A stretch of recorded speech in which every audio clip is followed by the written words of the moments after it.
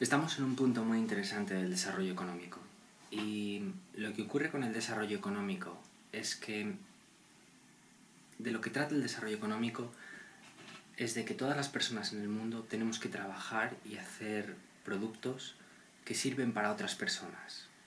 Es decir, el panadero hace pan y tú qué le das a cambio, porque ¿qué sería el mundo si nosotros le diéramos a cambio piedras? O sea, él te da a ti algo que es de valor, que cuesta trabajo y cuesta tiempo y cuesta conocimiento saber cómo hacer el pan. Entonces, lo que todo el mundo tiene que hacer es intercambiar dando valor. Aquí es donde, en nuestra economía moderna, que utilizamos el dinero para hacer los intercambios, es lo que a mucha gente le confunde. La gente, sobre todo en la izquierda, la ideología de la izquierda, piensan que se puede imprimir el dinero de manera indiscriminada o que pueden coger el gobierno, meter muchos impuestos a la economía y con eso financiar todo lo que les apetezca. Aeropuertos, trenes, pensiones, educación, sanidad, todo lo que quieran. Pero ¿por qué financiar desde el gobierno las cosas es incorrecto? Eso es porque lo que determina que las cosas tengan valor es el mecanismo de la función de valor. La función de valor es el hecho de que ¿cuál es la cuestión que responde a qué es lo que da valor a las cosas? La teoría subjetiva del valor, que es la idea de que lo que hace que un plátano tenga valor es el hecho de que este plátano sirve para mí, tiene una utilidad. Este plátano no es venenoso, no me mata. Sí, pero ¿qué pasa con el veneno de serpiente? El veneno de serpiente no lo bebemos, no tiene valor, o dicho de otra manera, tiene un valor negativo. Nadie estaría dispuesto a pagar por veneno de la misma manera que pagamos por las manzanas o los plátanos. Las cosas tienen valor porque tienen una utilidad para las personas. Y la manera en cómo en la práctica se realiza ese valor, se manifiesta, es cuando las personas son capaces de apreciar ese valor, son capaces de decir, esto tiene valor. Es decir, si una persona no es capaz de distinguir que algo tiene valor, pues no lo va a pedir, no lo va a ir a comprar. Entonces la cosa es que todas las personas tenemos que crear cosas de valor, tenemos que fabricar cosas. Y la cuestión es a la manera en cómo se conectan todas las actividades económicas. El panadero vende pan, el médico cura enfermedades, el profesor enseña a los alumnos. Cada persona realiza unas funciones. La manera en cómo se conecta esto es que tú creas algo de valor para el resto de la gente y otras personas crean otras cosas de valor. Entonces, la cosa es que algunas de esas actividades crean mucho más valor que otras. De ahí es que se obtiene un salario mucho mayor, se obtiene un beneficio mucho mayor, una ganancia mayor. Y el conjunto de actividades económicas, todo lo que se produce y la gente que lo que compra, cómo se conecta, el que es un electricista tiene un sueldo y luego con ese sueldo paga al panadero, paga a un fontanero, paga por unas bombillas de electricidad. La manera en cómo se conectan todas esas cuestiones es lo que llamamos la estructura productiva de la sociedad. Y la estructura productiva es como el esqueleto del cuerpo humano. Y lo que sucede es que con el paso del tiempo algunas de esas estructuras se vuelven disfuncionales, es decir, dejan de ser útiles. Por ejemplo, hace 50 años teníamos carteros. Ya los jóvenes no saben qué era un cartero, pues una persona que llevaba las cartas. Igual que el tipo de Amazon que te trae el paquete con la cosa que has comprado en Amazon, pues llevaban las cartas. Pero ¿por qué no utilizamos ahora carteros y cartas? O porque tenemos el email, el WhatsApp, el Messenger y todas las comunicaciones por internet. Sería ridículo seguir manteniendo el sector. La forma en cómo se desarrolla el progreso y cómo se desarrolla el proceso económico es que esas actividades productivas que crean soluciones a problemas humanos, que crean productos que benefician la vida de los seres humanos, la manera en cómo eso ocurre es que tiende a concentrarse. Es decir, hace 100 años, la mayoría de la gente hace 100 años se dedicaba a trabajar en la agricultura. Todos nuestros padres y abuelos trabajaban en el campo, ¿no? Quizás los padres ya menos. Ha sido la generación que ya ha dado el salto a expandir la estructura económica. Pero piénsalo, la mayoría de la gente, el 80%, se dedicaba a segar el trigo hace 100 años. Es decir, que se producía trigo, garbanzos, parras de uva, patatas y pocas cosas más. Había también arquitectos, médicos, pero no demasiados. Y la manera en cómo se hace que la riqueza crezca mucho más es que mucha más gente se dedique a toda una variedad de funciones y trabajos en donde se realizan cosas que crean valor, como arquitectos, ingenieros, médicos, doctores de cirugía, todo tipo de doctores, de los pies, del estómago, de la mente, psicólogos, profesores.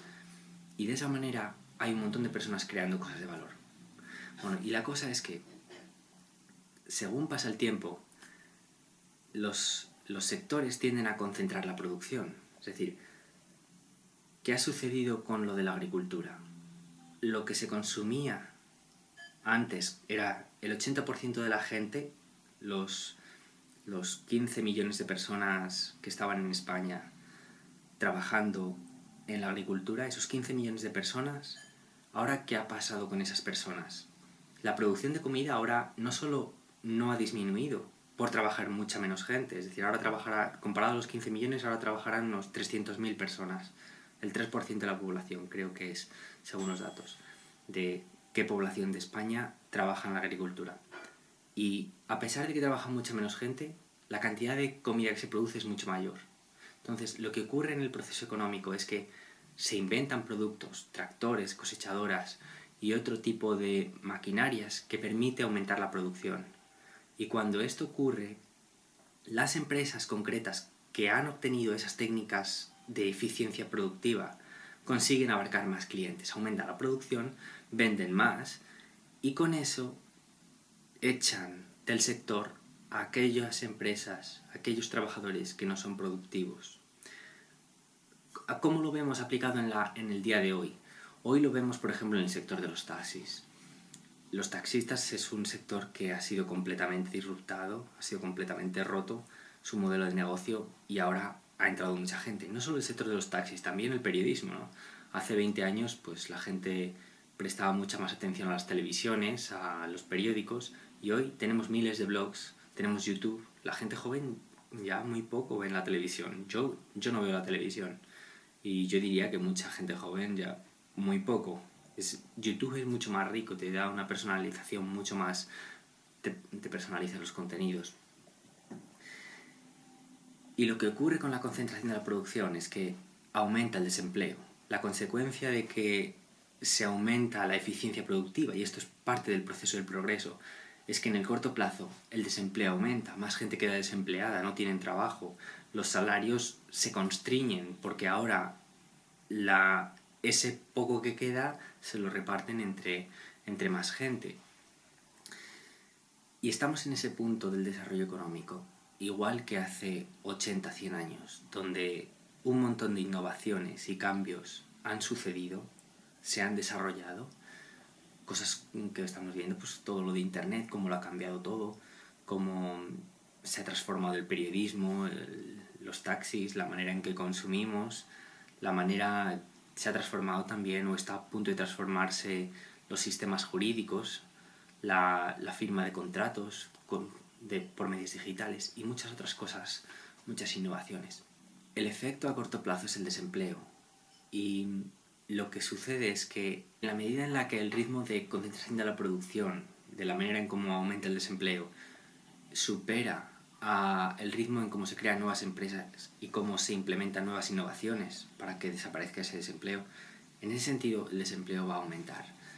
Y lo que yo creo es que en los próximos 10-15 años va a ocurrir una fuerte crisis, una crisis en la que todas esas innovaciones que tienen que sucederse, que es lo mismo que ocurrió hace 70-80 años, después de la crisis del 29, muchas de esas innovaciones se catalizaron. Es decir, ¿en qué momento en España vimos que hubo ese gran cambio de que las generaciones ya no miraban a volver al campo como sus padres, sino que miraban a ser dentistas, arquitectos, profesores y toda una variedad de nuevos trabajos?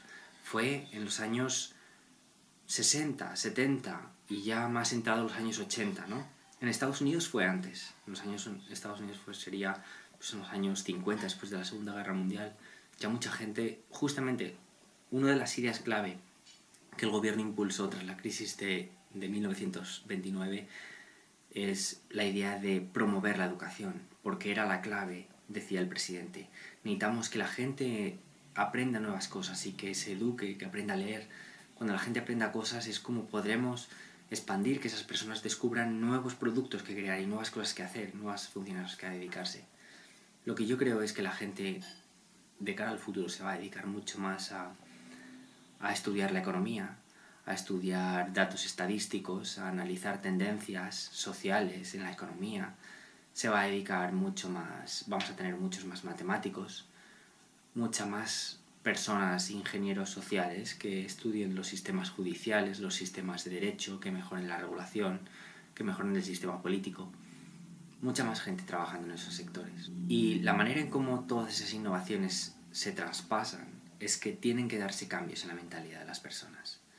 Y esos cambios en la mentalidad de las personas en la actualidad no se han dado. Todos mis amigos, que buscan trabajo, están o preparándose oposiciones de Hacienda, oposiciones de policía local, oposiciones de profesor. Los puestos de trabajo que crea el gobierno no es empleo bueno, porque viola la función de valor. El gobierno no debe crear empresas. El gobierno debe facilitar la creación de empresas y crear las condiciones para que la gente pueda hacer negocios y crear empresas. Pero no crearlas a las empresas, porque por la propia naturaleza de cómo es la mecánica del Estado, del gobierno, viola la función de valor, que es lo que determina, que permite revelar que las actividades económicas de verdad tienen valor y crean valor. Entonces, hasta que no se den esos cambios en la mentalidad de la gente cambie el chip y diga, no, ahora ya a esto no, a lo de antes ya no voy a volver, sino a esta cosa nueva, a lo mejor más al estudio, más a los libros, más a estudiar la economía, más a estudiar las tendencias sociales. Cuando la gente se dé esos cambios es cuando se desatará un nuevo ciclo de progreso.